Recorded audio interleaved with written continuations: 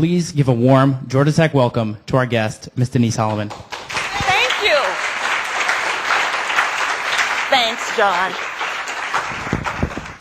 Well, hello, everyone. So first of all, just want to tell you thank you for having me here. You know, the hair stands up on the back of my neck whenever I do any speaking in front of folks. But one thing I'll tell you about is that if your hair stands up on the back of your neck, that means you're going into territory that's perfect for exploring. So never resist when the hair is standing up on the back of your neck. Always push forward, because that's what life's about. So thank you, Lana, for inviting me here. Thank you for taking the time out of your busy schedules to be here today.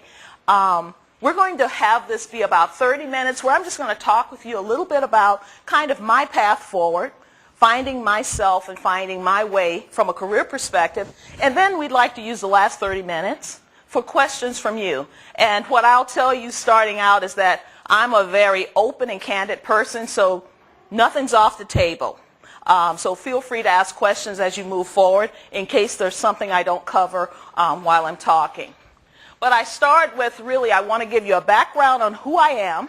I want to make certain you understand the path that I took. I worked for FMC Corporation, then Proctor and Gamble, and then I've been with General Mills for the last almost 18 years. And then lastly, I want to talk a little bit about this concept of following your passion. Because I stand before you today as someone who had no idea that this is where the road would lead me. So I'm one of those people who really focused on the journey, and for me that's really been the key as I look at my life. And so I start by really having you understand who I am. And you know, even as I talk to you today, that's me. That's who I see, that's who I feel. That's me in kindergarten. I was about 4 years old on that picture, and the person who I'd probably say influenced me the most was Sister Dolores. Because I remembered being in kindergarten. I was only about 5 years of age. We'd all gone down for our naps for the day. It was the third week of September, and I remembered she came over, she woke me up, told me to get my things, and she walked me through adjoining bathrooms, kind of like Jack and Jill, because on the other side was the first grade classroom. And she told me, Allah needs to be over there with the big kids. She said, you don't belong here anymore. So I was 5 years of age. She put me in the first grade. That was my first time understanding you decide where you go. You let your talents take you wherever they take you. And so I got that lesson very early. So that's the person I see every day. I put this picture because I think it's important for folks to know that the path I took wasn't one that was familiar to me. I didn't come from means. There were 5 of us, as you can see here, and we're the oldest brother, the sister, the middle brother. That's me. And then that's my mom. And then that's my little brother. That's the woman who had the vision. I remembered being a poor kid, and she always said, just because you start out here doesn't mean you need to end up here. And she made certain we understood that education was the key for us. And so that's why I have this photo. Because I lost my mom lots and lots of years ago. But she made certain that we stuck together. So this is a picture of those same little kids. If you notice, there's lots of gray now in that picture. And what's really interesting is that's a picture of the Atlantic Ocean. But in the background of this photo is the Atlantic Ocean.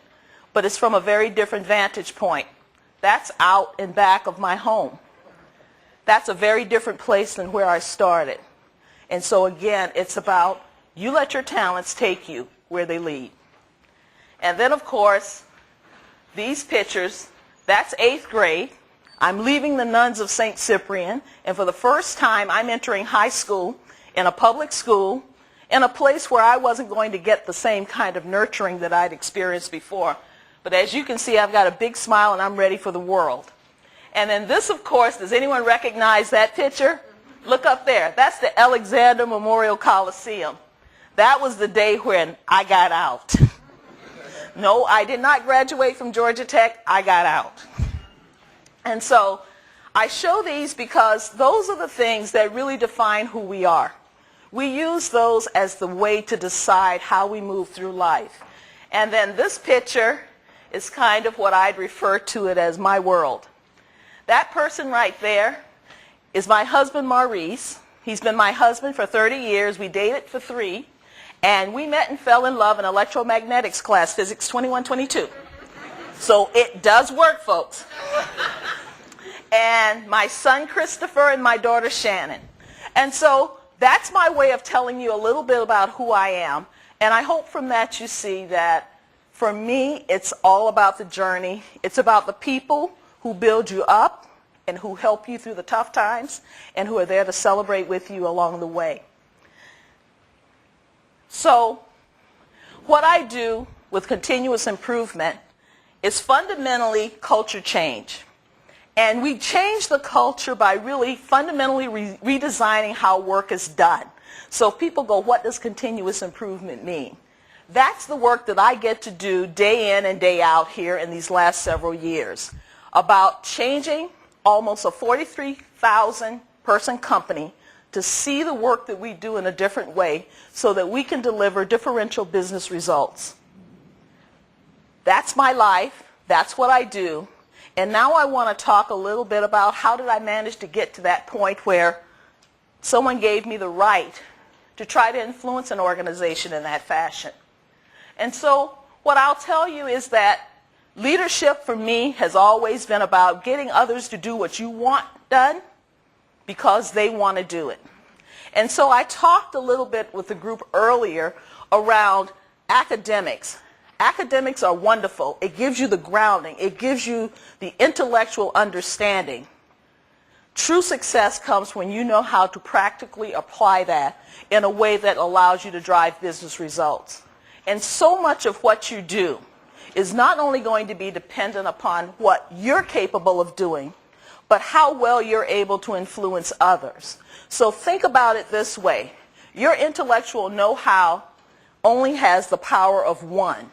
If you leverage your ability to influence, it makes that power exponential.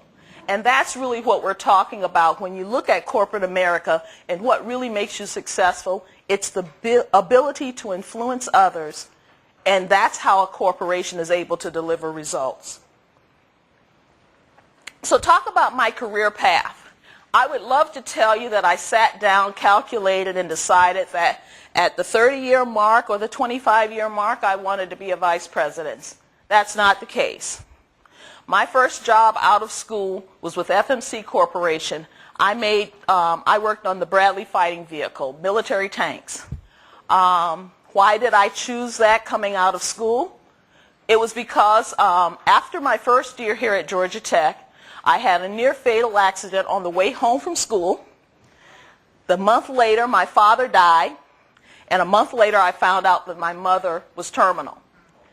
So as you go through all of that, and you make your way through Georgia Tech, my focus was on my mother had lasted longer than they expected, and so I had the opportunity to go back and work and be near my mom.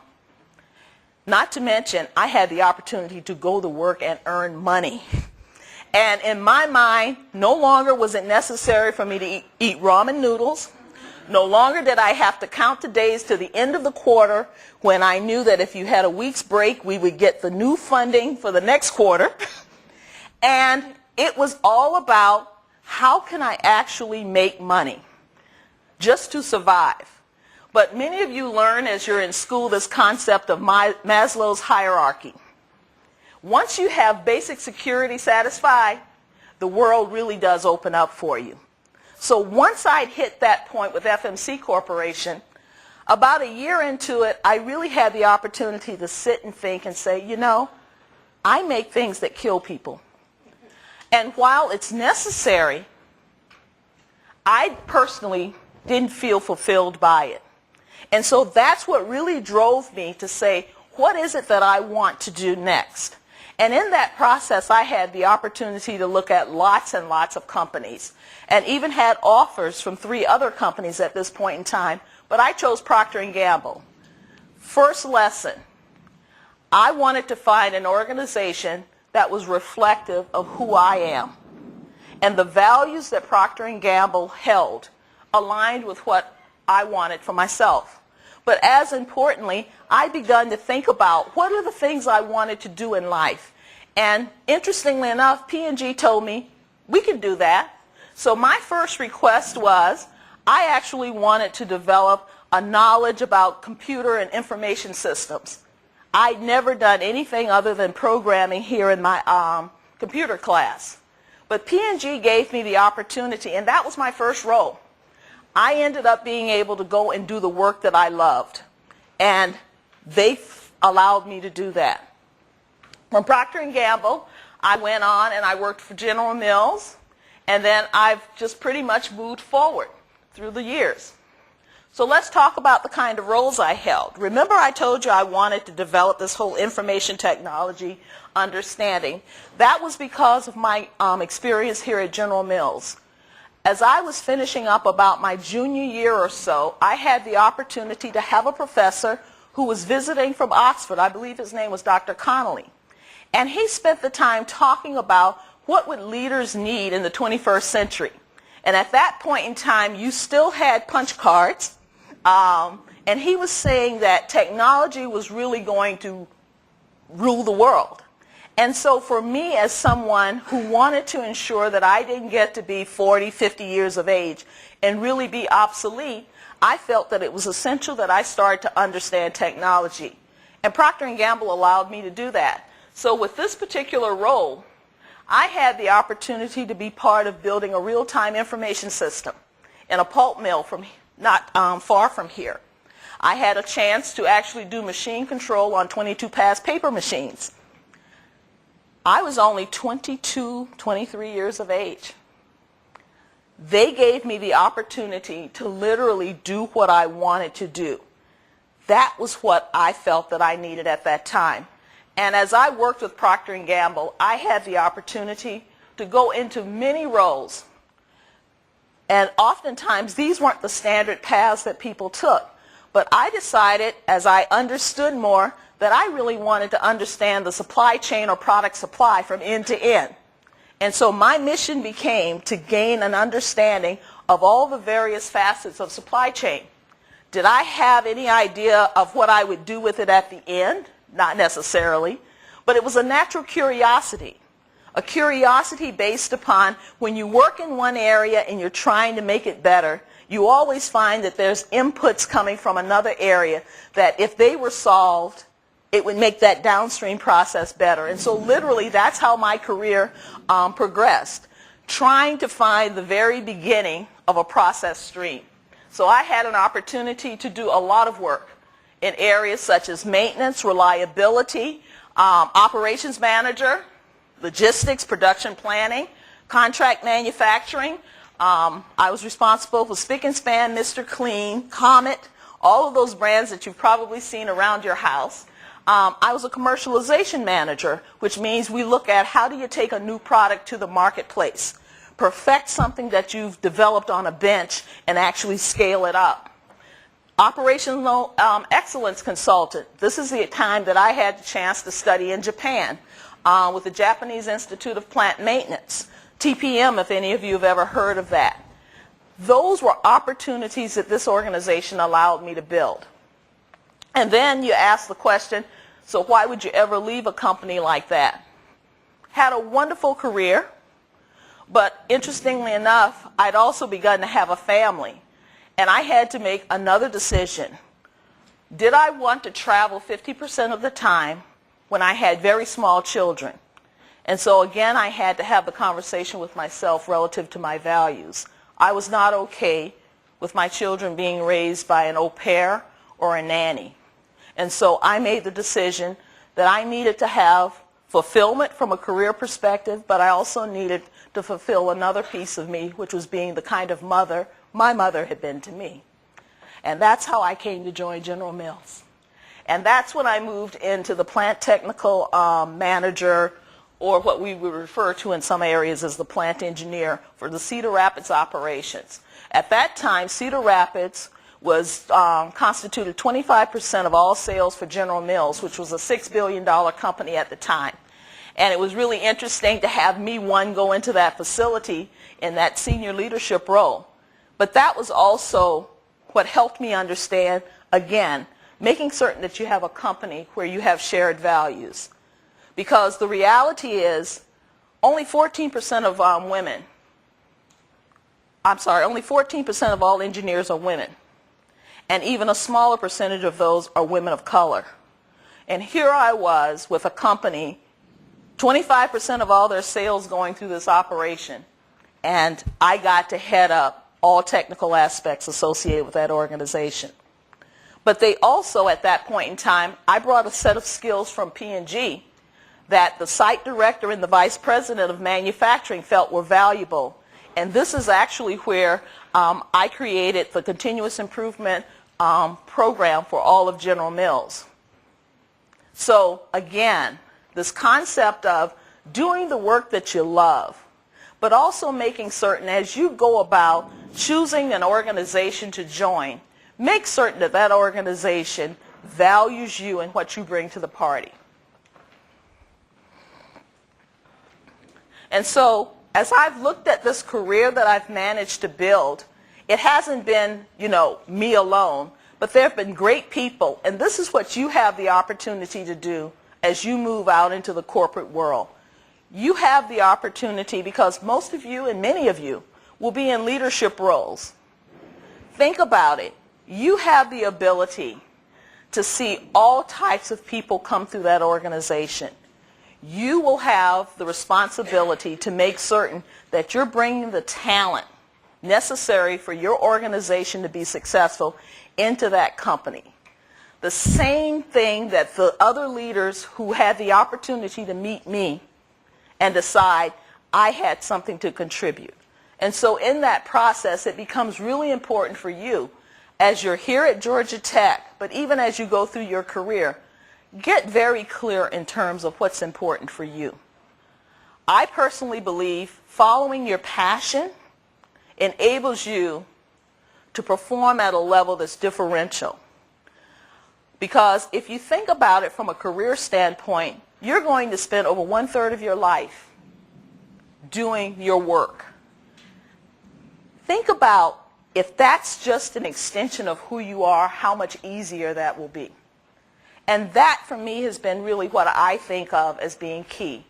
Making certain that whatever it is you choose to do, that at your very core, it's an extension of who you are, that you know what it is that you're good at, and you take the time to build on that.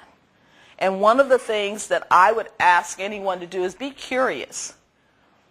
As I said, the path that I took wasn't something that was intentional.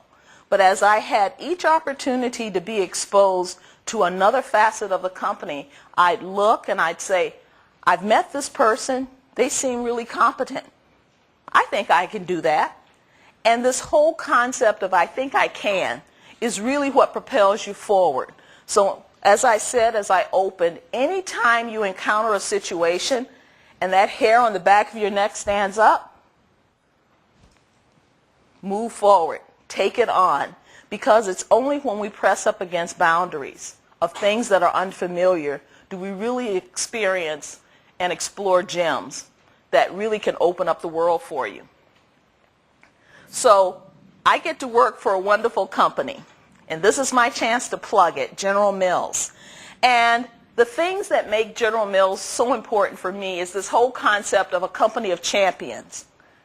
Think about what it means and what pride you have knowing that you are a part of a company of champions. This piece around all the brands that we have around the world. And so we're $17.9 billion, and that doesn't include any of our joint ventures. So for example, we have a joint venture with Nestle. Nestle is probably 8 times our size.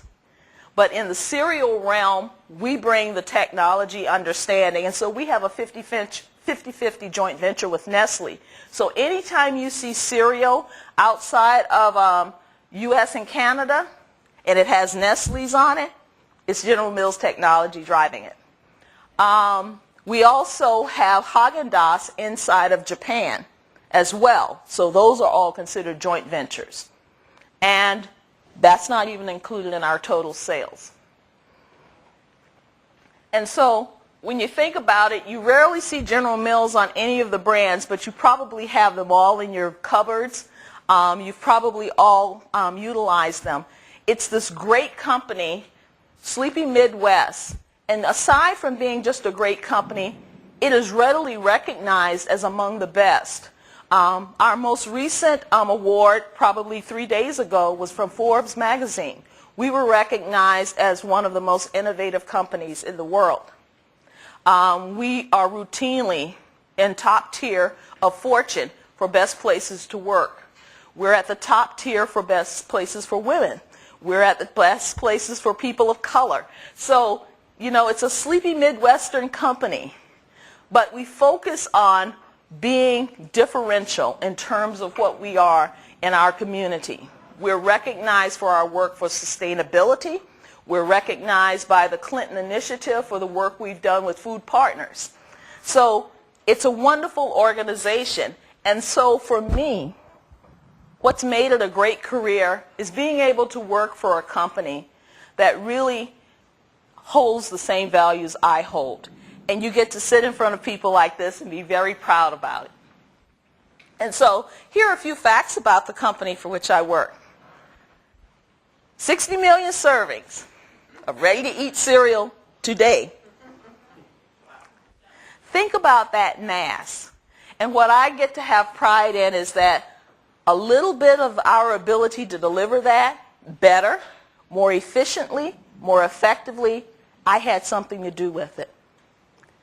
That's what I think helps drive someone's career, is when you see the results that's garnered by a big organization and you can look and say, where is it that I've had an impact? Other great things. We're not a new company. The product that we started with back in 1880, gold medal flour, is still #1. And it's this concept of being a company that's either #1 or #2 for all the products that we produce.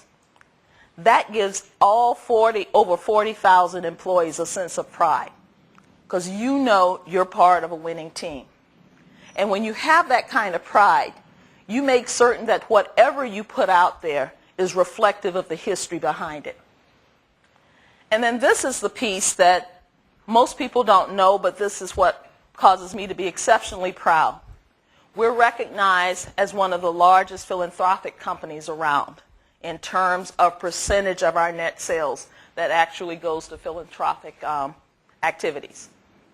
So, as I said again, part of the process for you as you look at your careers is making certain you do whatever it is that you love, but make certain you also have the opportunity to do it in a place that values you and is aligned with your values. Because through that, it never quite seems like work. And that's the pleasure that I get to have each and every day, is that it really isn't work. It's my passion, and it's what gives me my, this aura, this sense of I made a difference. And that's really what I'd ask for any of you as part of your development here at Georgia Tech, because it was Georgia Tech that really opened these doors for me. And, as I look out here, most of you weren't even born when I graduated from Tech. And still, when I talk about this place, there's this pride that comes from it, because no differently than our company, we have a brand. And each of us have a responsibility to make that brand greater and greater. And we all have a part in that being so. So, I like to close with the company for which I work, and we did some work to say, what are our values? And we talk about nourishing lives. But we talk about it not just as a slogan, but making certain that for every employee, they understand what the expectations are. And this whole concept of playing to win. We don't play to be runner-up. We don't play just so. Our expectation is when we go into the marketplace, we expect to win. And just like we talk about a company of champions, we expect for every employee to be a part of that championship. And I get to help make that linkage from the CEO to the wonderful people we get to support in each of our operators and our mechanics and our plants. That's what we do when we talk about playing to win. My role as a leader, as well as the role of anyone in our company, is around growing, making certain that we're always expanding. Not simply saying good enough, but recognizing every day we have the opportunity to be better. And if you have a team, you have the responsibility to not only grow them and yourself, but inspire them to want more. And then this whole piece around acting boldly and moving quickly. We do not want paralysis analysis. You know, we talk about it this year, and maybe 3 years from now we may get out there with it. We want quickness. We want agility as part of our process, and it's part of being successful. And then the other piece of it is we readily recognize that the enemy is not internal. It's not finance competing with another business. It's not supply chain relative to marketing. We want to make certain that we play to win, but we do it as a team. It's about how taking the collective 43,000 employees of General Mills and deciding how do we leverage each and every one of them so that we can win in the marketplace. And then foremost, this piece. We always do the right thing all the time. Not when it's convenient, not when it's just cost effective, but we do it because it's right, and there's never a question. There's never a debate.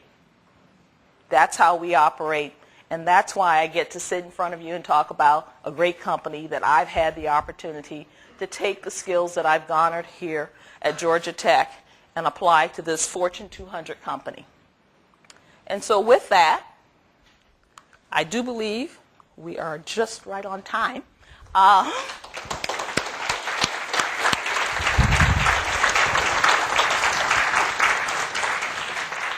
I like questions.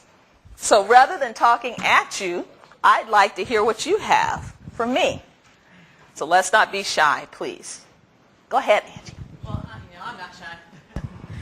I want you to backtrack in your process stream. Okay. I want you to go back to that, making that transition out of Aiken when you were going to P&G. Mm-hmm. And you said that you found a company that would allow you to do what you wanted to do. How did you make that? How did you find the company? Did you research? Did you stand up and say, this is what I want to do? Did they say, what do you want to do? I'm curious about what that process was. The process for me was a couple of things were happening at the same time. I got married, and there was an element of, okay, I'm married, we're going to settle into Atlanta. That was the original thought. And if I go to Atlanta, then what are my opportunities? In the midst of this, my husband was sent to Del Rio, Texas, so that meant the United States was my oyster. I could go any place I wanted at that point in time.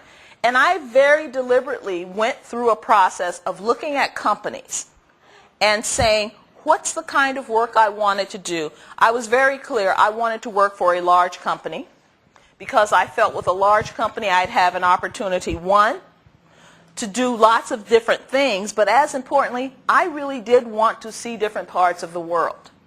And so through that process, I did job fairs, I connected with a couple of headhunters, but I really set out to explore. And as I had the opportunity to hear from different companies, I made it a point of researching them, finding out what is their record, how are they viewed in terms of their development of people. And P&G rose to the top in terms of this concept of hiring people fresh out of school or shortly thereafterwards, because they wanted to create a culture and they wanted to make certain that the people they held, they were growing them to see the world similarly. And that's how I ended up choosing P&G. And as I had the conversation with them, I said, these are the kind of things I want to do. And they told me yes. I had an opportunity to talk with another company, and they told me very clearly, this is what you'll have the opportunity to do because you're an IE. And so already they were trying to put me in a box. And one thing that anyone finds is that I don't handle boxes very well. And so that's a trait that I have always had. And really that's how I went about my process, making certain that I had a company that could demonstrate that they had a record of developing people.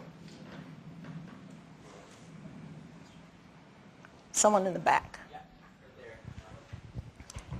Hi. Hi. My question is, earlier you said something about your company having that ability to make people who are, for example, female or more comfortable. Mm-hmm. What exactly are the types of things that General Okay, Mills when I does talk to- about General Mills, for example, we have affinity networks.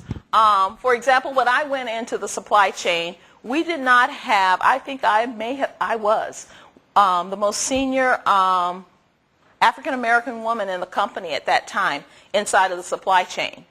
One of the things that we talked about was, why do we not have the numbers that we want? And so true form as engineers, you do the analytics. You want to make certain that you recruit where the people are, but as importantly, you want to be clear why you believe diversity is important. You know, some people go after the numbers without having a clear reason for understanding it. Our products are consumed by all kinds of people. If we're going to market to those individuals, then we should have an understanding of those individuals. And guess what? Our workforce should be reflective of that. And so for this sleepy Midwestern company, that was a very clear mandate that we want to reflect our consumers. And as we worked in the supply chain, it became really important is that when you bring different perspectives together, you tend to come out with a better outcome. Because there's an African saying that you had 4 blind men, and that one was feeling on the legs of the elephant, and he kept saying, this thing has really thick legs, but the other blind person was pulling on the tail, and they said, well, no, it's really skinny. You know, and then someone had the trunk of the elephant. All described it very differently, but guess what? If you put all 4 of those blind men together and what they were describing, you literally had the definition of an elephant. And so that's what you're talking about when you say diversity. Diversity is about, yes, it's different in ethnicity, yes, it's different in gender, but as importantly, it's differences in terms of how people think and how they see the world. And when you put all of those varying perspectives together, you tend to have a better outcome. You know how to market to different organizations. You know how to market to different groups. You know how to market to different income brackets. That's what diversity is about. It's about taking all of those concepts and ideas and coming up with a better solution that serves us all. And so we do everything from affinity networks, we do co-mentoring, we do mentoring circles, we go the gambit as part of that process. Yes? Let me go ahead. I'll ask why, and then we'll pass the mic Okay. to the backup. Hey, Denise, thanks for coming to Georgia Tech today. Thank you. My question actually involves innovation. You mentioned, and congratulations on the fortune recognition that General Mills is one of the most innovative companies in the world. The basis of my question is this. When you look at the markets in which General Mills participates in, for example, when I was in the 60s, I sacked groceries and stocked shelves in grocery stores. And I'll tell you that the flour aisle back in the 60s does not look any different from the flour aisle does today.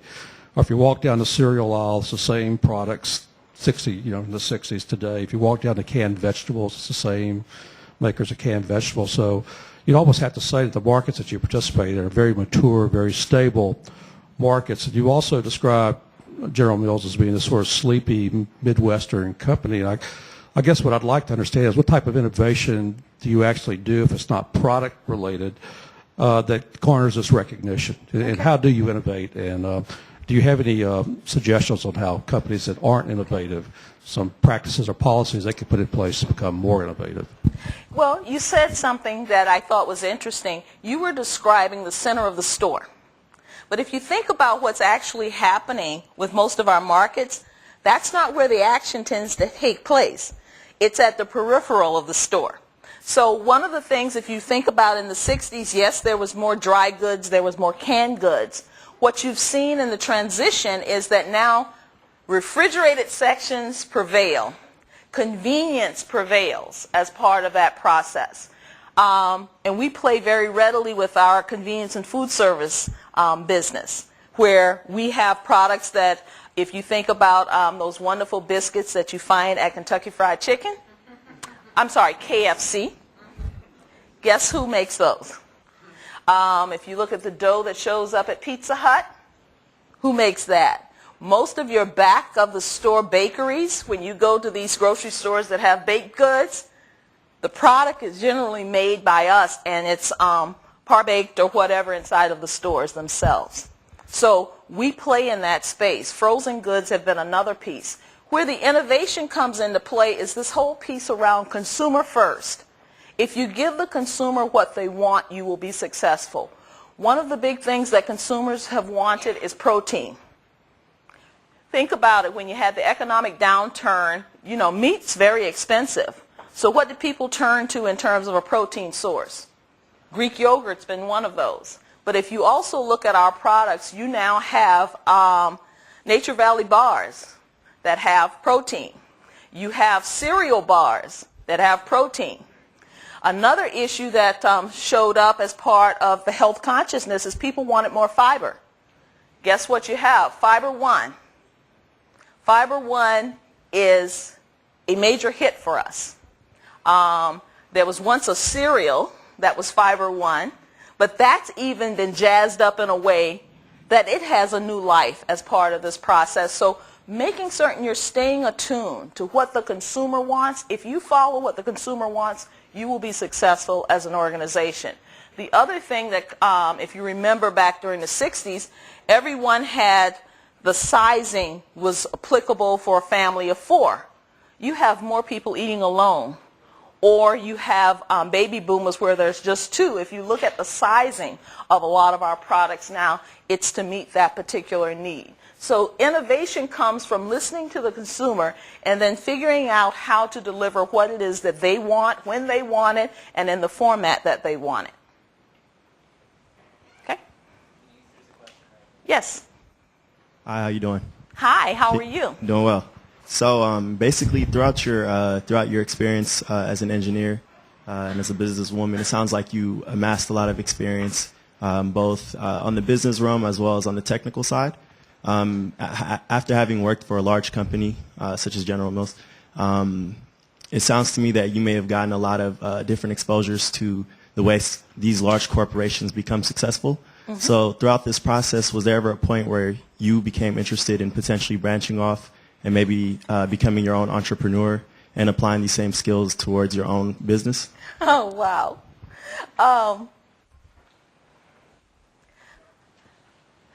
You know, I think maybe that's something I think about in the next act. Here's why I say that. Part of it's understanding what makes me me. I love being part of something big. The other piece that I've enjoyed is having the opportunity to mentor, and that's given me a ready stream inside of this organization. The other thing for me has been this curiosity about cultures and all of that, and in working with a global company, I have that exposure. Entrepreneurship was never part of what I call my DNA that got me excited. And so that's why, for me, more of the corporate America has been the thing that I've enjoyed most. And so for people who want to be an entrepreneur, I'll tell you there's an opportunity to experience a large corporation, understand, gain skills, and then definitely follow your passion. If that's what drives you, go for it. But that's not necessarily what's driven me. Okay? Hi, Hi. Denise. You mentioned one of the key things in your continuous improvement role is driving cultural change. And sometimes there can be resistance to such a major shift in culture. What tools have you used in your toolkit to overcome any resistance that may have happened? Well, here's what I'll tell you. What we found, particularly as you drive cultural change and as you look at large corporations, often we will focus on, and we hear this sometimes, well, the workers don't want to change or others in the organization don't want to change. What you traditionally will find, the biggest area of resistance tend to be at the management level. And the reason why that happens is because when you're fundamentally saying that things need to be different, the very things that have allowed them to be successful, you're now looking to change. And so a big piece of how you change leaders is that you have them understand what's in it for them. Most of the folks who lead organizations will know the dollars and the cents. And how does that correlate with what they might expect otherwise? And so through that process, you have the opportunity to, if not necessarily get full buy-in, you at least minimize the resistance. And what happens when this stuff starts to take hold is that you create believers as a part of the process. But we also find that culturally there are differences between regions. There's a part of the world that I will say will do the work to be convinced, and then there's another part of the world where you must convince them to do the work. That's where we spend a lot of time making certain we can quote-unquote build the business case of why this is essential. And oftentimes in some sectors you'll find that a burning platform is usually the way that you get your inroad. So when things are at their toughest is generally when you can get leaders to buy in, because if you don't have a solution, you generally are going to go with something else because you go, well, I really don't have anything to lose in the process. Hi. Hi. So it's sort of related to this question. In your experience as a leader, what do you think is what was essential of making other people want what you want? I want to make certain I say this correctly. Part of it is making certain that what I want isn't something that's purely selfish and self-centered. And so at times the what I want is what ideally I thought the leader should want as well, but it may not have been framed up in the way that they thought. And so a big piece of what I do is trying to understand, what are you trying to hit in terms of goals? What are the things that's going to make your organization better and more successful, so that as we frame up the work, it's addressing concerns, issues, or problems that that organization's facing. And so there's nothing like getting enrollment when there's a burning problem that they've had that they've not been able to solve, and you are able to work with them to a solution. That gets you all kind of buy-in, and that's literally the approach that we've taken. We did the very same thing as part of Proctor and Gamble. They talk a lot about the IWS methodology. It's really around creating world-class operational excellence as part of the process. And you can generally get there if you understand what are the issues that people are facing. And I said this to someone before. No one shows up at the office or at work saying, I want to do a bad job. No leader says, I want to drive my company into the hole of the ground.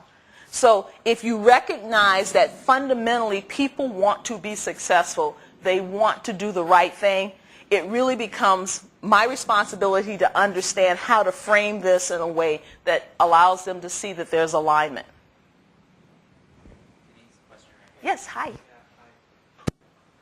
It's like so you have very great like responsibilities for the company, and it's like you also have responsibility for the family. So sometimes you are very busy with the work. So how can you like balance between? I've heard this one before. People said this thing about work-life balance, and what I tell people, you can have it all. You just can't have it all the time. The key becomes you're looking for over a span of time that there is balance. Because just like anything else, there are times when, in all honesty, just before school starts, in certain times, you've got to make certain that you're giving what you need to the family so that they can be successful. But there are times when, honey, you need to make certain that the kids get leftovers or whatever or take out as part of the process. And so it's really not necessarily that every day, every week it's in balance, but when you look at it over a span of time, you've got to make certain that you have it, I think, if you want to have a healthy personal life as well as a healthy career. And I think working for a company such as General Mills makes that possible. So, for example, everyone knows Minnesota's a little bit chilly. You know, winter is really tough.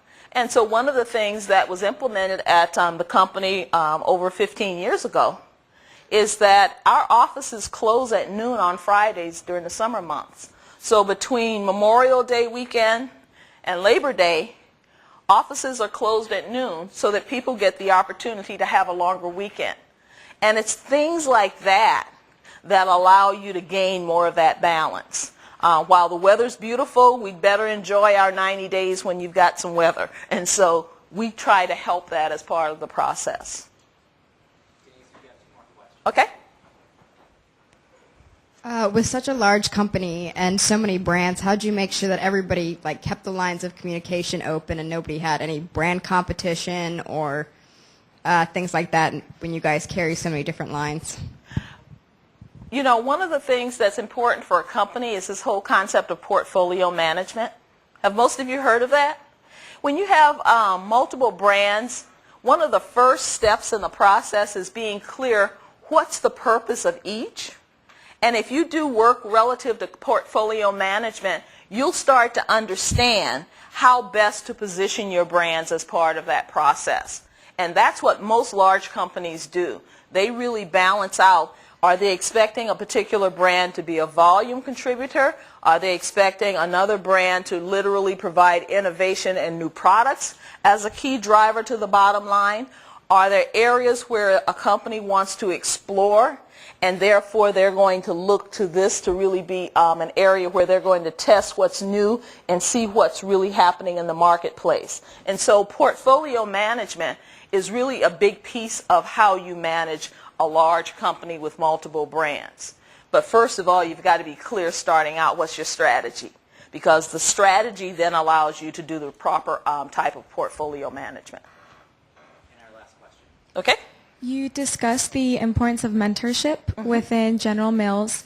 Would you mind explaining that a little bit more in detail and how the senior leaders, not necessarily just the managers, but the senior leaders as well, participate with that kind of family environment that you were talking about? Okay. Inside of General Mills, we have several types of mentoring. Most times you may even have within a division mentors who are set up. It's either people who are more senior, mentor new folks coming in.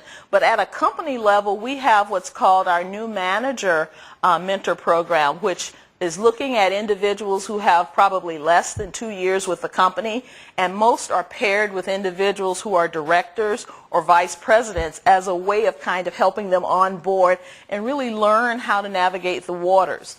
We earlier on had co-mentoring relationships between, particularly as we wanted to increase the number of women in senior levels, where you had vice presidents were paired with women who were directors, and it was a co-mentoring relationship where the intent was to have leaders. If you've grown up in an environment that is totally male or totally majority male, guess what?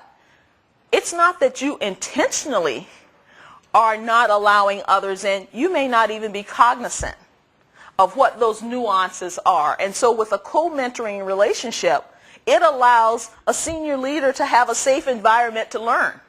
Have someone who can tell them, here's what's different. Here's how that makes me feel. Here's what I've experienced. And so I must say that the company was very forward thinking in that concept of allowing leaders to learn. We always think about everyone else in the organization learning, but leaders also need to learn, and so we've had a number of those types of initiatives. I've personally been part of a mentoring circle. I think we're at 8.1. So for 8 years, I was a director, and I had a group of women who were either within 1 year of joining the company up to about 5 years. And we've stayed together over the last 8 years. And what that allowed them to do is to have a support network. There's nothing like, as you're going through your career and you encounter some difficulty, to have a safe haven. But as importantly, there's nothing like having someone you believe and trust in tell you, nope, that's not your manager, that's you. And that's the kind of relationships you're able to build when you create this safe network, and you're able to create the kind of relationships that allow you to have open and candid feedback with each other. Yes. Thank you so much, Denise, for coming back to tech. Well, We thank appreciate you. it.